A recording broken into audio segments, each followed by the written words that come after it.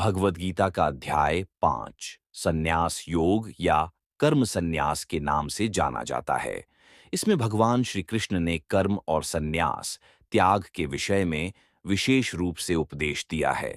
यह अध्याय 29 श्लोकों में विस्तारित है और इसमें भगवान ने यह स्पष्ट किया है कि सही मार्ग वह है जिसमें व्यक्ति कर्मों का त्याग करता है, लेकिन अपने कर्तव्यों से बचने के बजाय उन्हें सही रूप से निभाता है।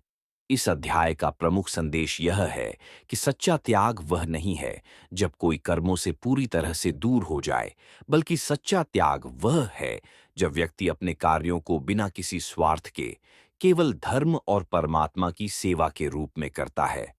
भगवान श्री कृष्ण ने यह भी बताया कि जो व्यक्ति पूरी तरह से आत्मनियंत्रण और साधना के द्वारा अपने इंद्रियों पर विजय प्राप्त कर लेता है, वही सच्चा योगी है। संन्यासम कर्मणाम कृष्ण निर्वाणम परमम पदम। इस श्लोक में भगवान श्री कृष्ण कहते हैं कि जो व्यक्ति अपने कर्तव्यों का निर्वाह करते हुए स्वार्थ से मुक्त रहता है, वह सच्चा सन्यासी है। न हि देहभृता शक्यम त्यक्तुम कर्माण्य शेषतः। इस श्लोक में भगवान कहते हैं कि कोई भी व्यक्ति बिना कर्म किए जीवन नहीं जी सकता। कर्मों से भागना असंभव है, लेकिन उन्हें निष्काम भाव से करना ही सच्चा योग है। योगिनाम पि सर्वेषां मद्गतेनांतरात्मना। यह श्लोक बताता है कि जो व्यक्ति अपने हृदय में भगवान को निवास मानता है, वही सच्चा योगी है और वही परम शांति को प्राप्त करता है। कर्मों का त्याग। कर्म संन्यास का अर्थ यह नहीं है कि व्यक्ति अपने कर्तव्यों से भागे, बल्कि इसका मतलब यह है कि वह अपने सभी कर्मों को स्वार्थ, घृणा या मोह से मुक्त होकर केवल परमात्मा के लिए करता है। भगवान श्री कृष्ण बताते हैं कि सच्चा त्याग तभी होता है जब कर्मों के परिणामों से कोई भी आसक्ति या मोह नहीं होता। आत्मसंयम। आत्मसंयम का अर्थ है अपने इंद्रियों और मानसिक प्रवृत्तियों पर नियंत्रण रखना।